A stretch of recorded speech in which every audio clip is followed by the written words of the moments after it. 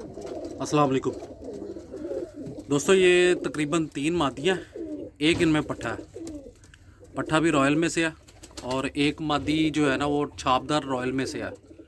और एक ये जौनसरी मादी है सफ़ेद आंखों में, एक ये सखी साहब वाली जो है ना टैडी मादी है। ये जिस भाई को चाहिए हो वो ले सकता है। 3 मादियाँ, एक ये है रॉयल टैडी, ये जौनसरी है टैडी, ये सखी साहब वाली है, और वो पीछे जो ये वाला है ये पट्ठा है।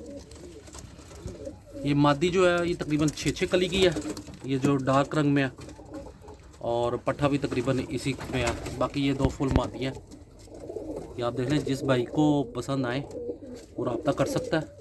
मेरा नंबर है 0301 44 66 873। ये आप एक दफ़ा फिर देख लें।